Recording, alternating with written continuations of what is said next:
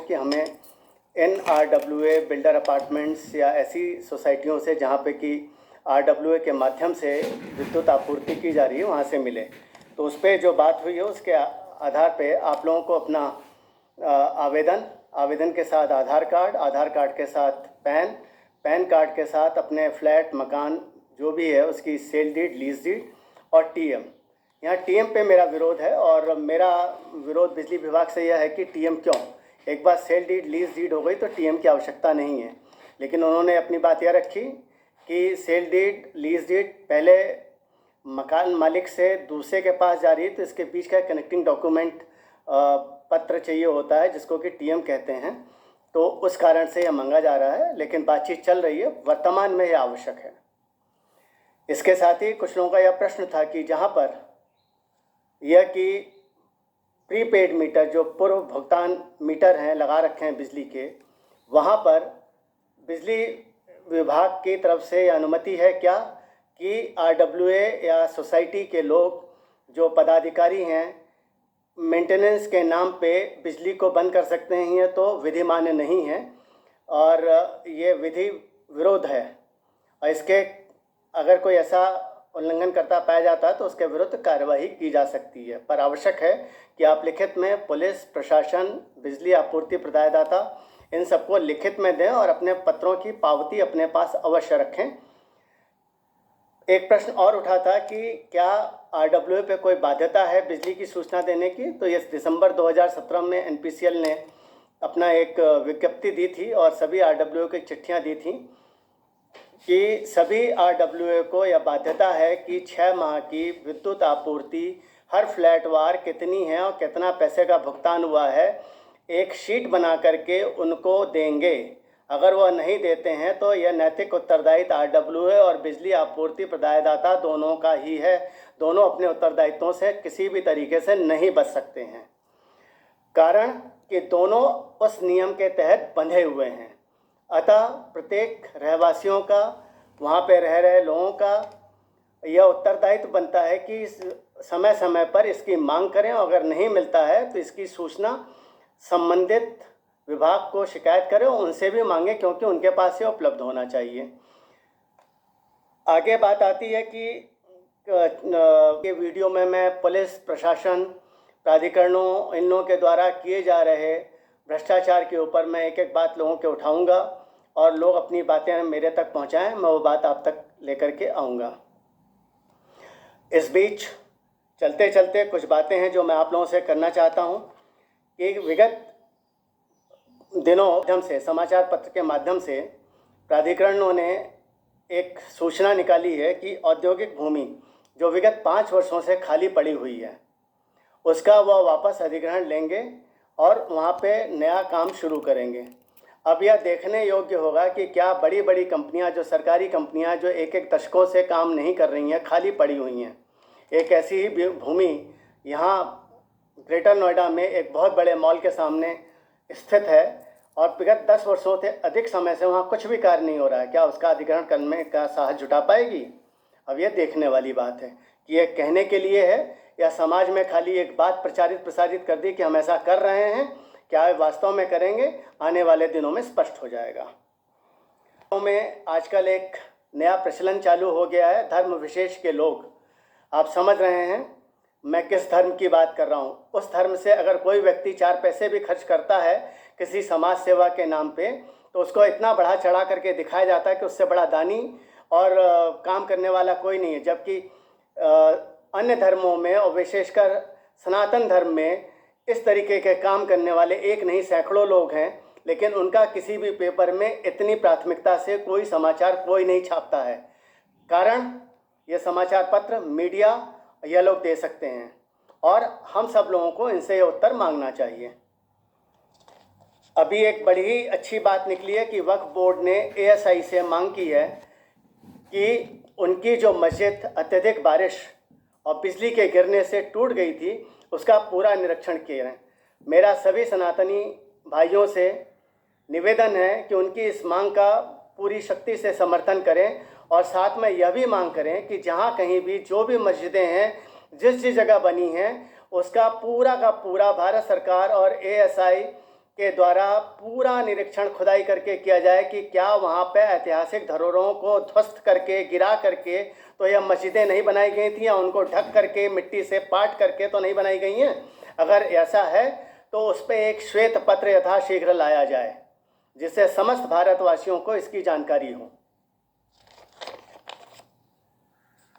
ईद पर समाचार माध्यमों से सभी से यह मांग उठ रही है कि मस्जिदों में नमाज पढ़ने के लिए छूट दी जाए। क्यों, किस लिए? मस्जिदों में एक साथ नमाज पढ़ने से किसी भी आदेश का उल्लंघन नहीं होता है, लेकिन राम जन्मभूमि पर 200 लोगों के, मात्र 200 लोगों के एकत्रित होने पर पता नहीं कितना बड़ा उल्लंघन हो जाता है। इतने बड़े क्षेत्र में 200 लोगों की संख्या कितनी होगी? और समाचार माध्यम अपने तरीके से इसको अनावश्यक अनर्गल तरीके से उठा रहा है। यह कैसी मीडिया है? यह कैसी पत्रकारिता है? पर अभिव्यक्ति की स्वतंत्रता के नाम पर राष्ट्र विरोधी नारे लगाना, देश के टुकड़े टुकड़े करने की बातें करना और धर्म विशेष को सिनेमा चलचित्र के माध्यमों से अपमानित करना, यह अधिकार क्षेत्र में आता है क्या? किस तरीके की ये बातें हैं? कैसे इसको स्वीकार किया जाए? मेरा समस्त सनातनियों से निवेदन है कि ऐसे सभी लोगों का जिन्होंने टुकड़े टुकड़े गैंग, भारत तेरे टुकड़े होंगे, राष्ट्रद्रोह, CAA, NRC, इन सब का विरोध किया है, तो इन लोगों के समस्त फिल्मों का, विज्ञापनों का, इनके उत्पादों का पूर्ण बहिष्कार करें। पूर्ण मतलब पूर्ण, किसी तरीके से उपयोग में ना लाएं, तब इनको सबक मिलेगा। और ऐसी कंपनियों की जब मांग खत्म होगी तब ये लोग इन लोगों को लात मार करके बाहर करेंगे। दूसरी तरफ सुशांत कांड, मैं हत्याकांड या आत्महत्या कांड नाम नहीं ले रहा हूं, सुशांत कांड में जिस तरीके से CBI को रोका जा रहा है जांच पड़ताल के लिए, उसका उत्तरदायित्व किसके ऊपर है? कौन सी सरकार देगी, केंद्र या राज्य? ये खेल बना दिया है। कितना समय लगना चाहिए? जितना लंबा समय उतने छेड़छाड़। यह अवसर क्यों, किस लिए दिया जा रहा है? इसको हम लोगों को समझना होगा। और एक बड़ी अच्छी बात निकली है समाचार माध्यमों से कि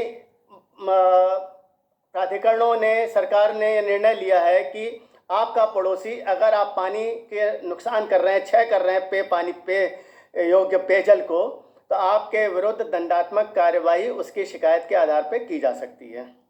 बहुत अच्छी बात है, स्वागत योग्य है। पर क्या प्राधिकरण, RWA, बिल्डर्स अपार्टमेंट, बड़े बड़े औद्योगिक घराने, यह सब लोग अपने उत्तरदायित्व से बच सकते हैं? इनके ऊपर निगरानी कौन करेगा? कितनी हास्यास्पद स्थिति है कि जब मकान बनाना होता है या कोई इसका निर्माण करना होता है, उससे पहले एक कंप्लीशन सर्टिफिकेट लिया जाता है। कंप्लीशन सर्टिफिकेट में सारी सुविधाएं दिखाई जाती हैं। ये क्या देखने के लिए हैं? कार्य कर रही हैं कि नहीं कर रही, उसका कैसे पता चलेगा? ये ग्रेटर नोएडा विकास प्राधिकरण का स्थिति है। वहाँ पे लिखित में मांगा गया तो उनके पास इसका कोई उत्तर नहीं, कहता कि यहाँ पे कौन विभाग है, कौन जांचेगा, इसका कोई हमें पता नहीं। इसका उत्तरदायित्व किसके ऊपर? बरसात का पानी जो सबसे निर्मल, सबसे स्वच्छ और शुद्ध आता है, वो नीचे गिरता है और नाले में चला जाता है, गंदा हो जाता है। पेयजल की कोई कमी नहीं है अगर सभी जगहों पर सभी भूगर्भ जल संरक्षण की सुविधा सही से की हो और उनका समय समय पर जांच हो। जहाँ पे नाले साफ नहीं होते हैं, बरसात में पता लगता है नाले जाम होंगे, वहाँ वो पानी जल संरक्षण व्यवस्था की क्या जांच करेंगे? इस पेयजल के नुकसान से जो पैसा बचना है या दंड आना है, चलिए उसका स्वागत कर लेते हैं, लेकिन इतना बड़ा नुकसान, उसके लिए दोषी कौन? उस पर दंडात्मक कार्रवाई क्यों नहीं? हम कब जगेंगे? हम आज नहीं जगे तो कल प्यासी हमारी संततियां मर जाएंगी। यह अत्यंत आवश्यक है, ध्यान रखें। मेरे YouTube वीडियो को देख करके मेरे ही क्षेत्र से एक बताया गया है कि जो इलाहाबाद और बनारस के मध्य एक नया ज़िला बना है, जिला संत रविदास नगर, जो कि मुख्यतः ज़िला वाराणसी को काट करके बनाया गया है। वहाँ पे एक जगह है गोपीगंज, वहाँ से मिर्ज़ापुर को एक रास्ता जाता है जिसको चील रोड कहते हैं, वहाँ जगन्नाथपुर गांव है। वहाँ पुलिस के समक्ष उनकी उपस्थिति में अवैध निर्माण किया गया, वो भी इस कोरोना काल में, जबकि कई तरीके के बंधन लगे हुए हैं और अवैध निर्माण के लिए पुलिस स्वयं उपस्थित है। उसका वीडियो आप आगे देखें।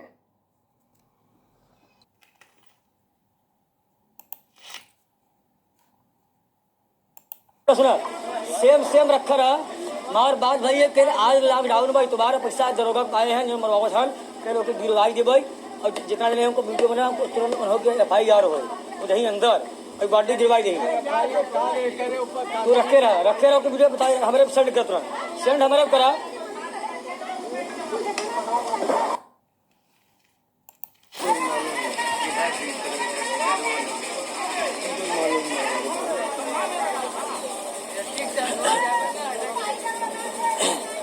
पूजनो तिवारी हैं उनका लड़का हैं ये सब मिला है। पूजन तिवारी उनका लड़किया बनवाता विद्याकांत लड़कियाँ हैं, विद्याकांत लड़कियाँ,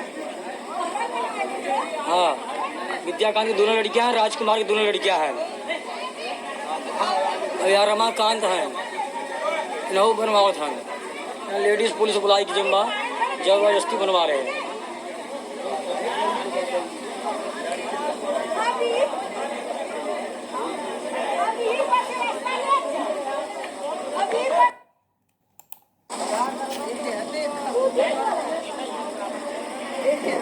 एकदम साहब तुरंत भेज रहे हैं, आप देखिए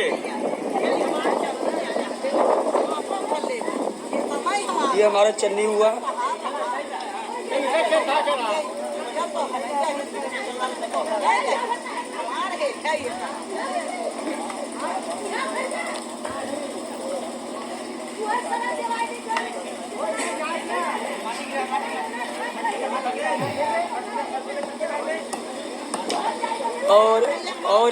और इनके मंत्री भी है, मंत्री भी इनके सपोर्ट में हैं, मंत्री तिवारी अवधेश चंद्र तिवारी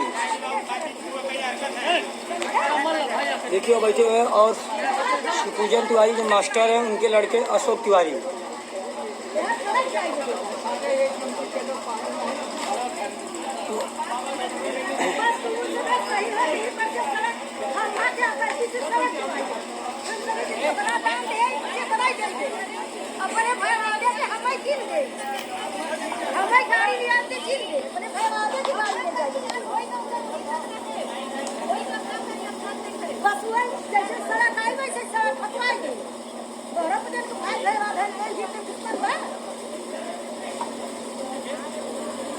अब आज रविवार लॉकडाउन उसका फायदा ये उठा रहे हैं। रविवार लॉकडाउन कोर्ट में जो है चल रहा है, उसके उपरांत जो है कोर्ट में स्टे है।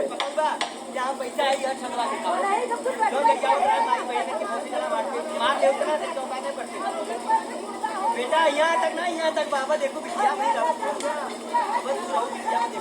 पूरा चलेंगे।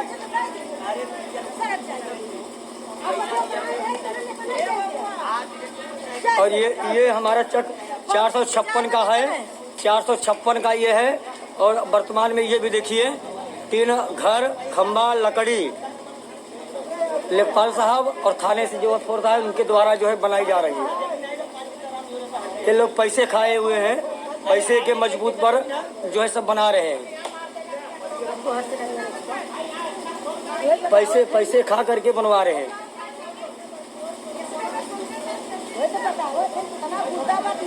हाँ आप एकदम देखते रहिए। ये लेखपाल साहब बैठे हुए हैं।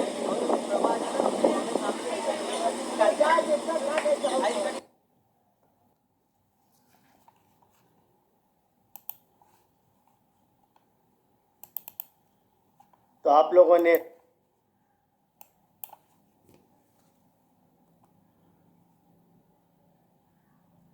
तो आप लोगों ने सारे वीडियो देखे।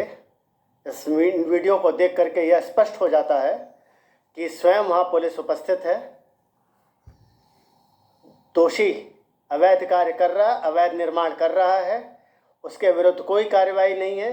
यहाँ तक कि इस दोषी के विरुद्ध जो ये निर्माण कार्य कर रहा है FIR दर्ज की गई है, पर पुलिस वहाँ उपस्थित है, उससे निर्माण कार्य करवा रही है, कोई विरोध नहीं है। और जो वीडियो बना रहा है इस गलत काम को होते हुए देख करने के लिए, लोगों को बताने के लिए, उन सबको पुलिस उठा करके थाने ले गई और वहाँ पे उनको बैठाए रखा और काफ़ी देर बाद उन्हें वहाँ से छोड़ा। क्या पुलिस इसी काम के लिए है? नहीं, पुलिस सही का साथ देने के लिए है। भूमि धरी खेती की बात करी है। भूमि धरी कहाँ से हो गई? आबादी के क्षेत्र में।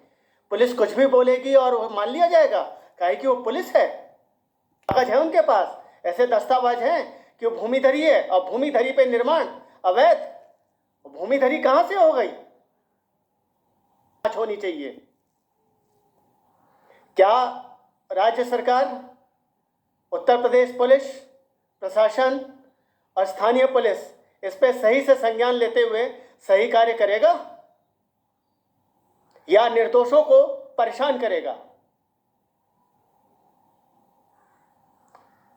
साथियों, इसीलिए मैं बार बार कहता हूं, हर बार निवेदन करता हूं कि यदि भ्रष्टाचार से लड़ना है तो हमें अपने प्रभाव क्षेत्र को बढ़ाना होगा। क्या कि व्यक्तिगत प्रभाव क्षेत्र आपका कम हो सकता है, लेकिन आप एकत्रित हो गए, एक साथ जुटे, तो आपके प्रभाव क्षेत्र का विस्तार होता चला जाता है।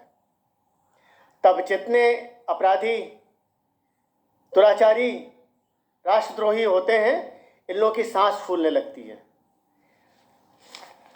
और आप लोग इन सब चीज़ों के लिए हमेशा ये रहिए कि तैयार रहना है। आप गलत का विरोध करना, अगर एक नव राष्ट्र का सृजन करना है, निर्माण करना है, तो हमें गलत का विरोध करना है। कारण जो मैं कहता हूँ, गलत का विरोध कीजिए खुलकर, गलत का विरोध कीजिए खुलकर, राजनीति हो या समाज। गलत का विरोध कीजिए खुलकर, राजनीति हो या समाज। इतिहास अपनी बातों को ही रखने वालों का लिखा जाता है, चाटुकारिता चमचागिरी करने वालों का नहीं, तलवे चाटने वालों का नहीं। चाटुकारिता चमचागिरी करने वालों का नहीं, तलवे चाटने वालों का नहीं। समझें, नवराष्ट्र निर्माण के लिए आगे बढ़ें। इसी के साथ मेरे अगले वीडियो की प्रतीक्षा करें और इस वीडियो को और इसके पूर्व के सभी वीडियो को जितना अधिक प्रसारित करके जन जन की भावनाओं को जनता तक पहुंचाने में सहयोग कर सकते हैं, उसको करें। और एक विशेष निवेदन, इस राम जन्मभूमि में कोई मिट्टी ना डाले। आप समझ रहे हैं इशारा? फैज़ कैसे मिट्टी डाल सकता है, किस तरीके से मिट्टी कहाँ डाली जाती है? ये हमारे भगवान राम की जन्मभूमि है। खाली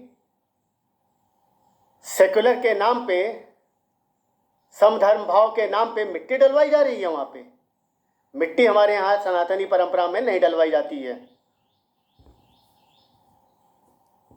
नींव रखी जाती है, नींव में पत्थर रखा जाता है, मिट्टी कहाँ डाली जाती है? इतना इशारा काफ़ी है। ना समझ में आया तो बताइए, वो अगले वीडियो में स्पष्ट करूँगा। इसी के साथ अगले वीडियो तक आप सभी लोगों को भारत माता की जय, वंदे मातरम, जय श्री राम।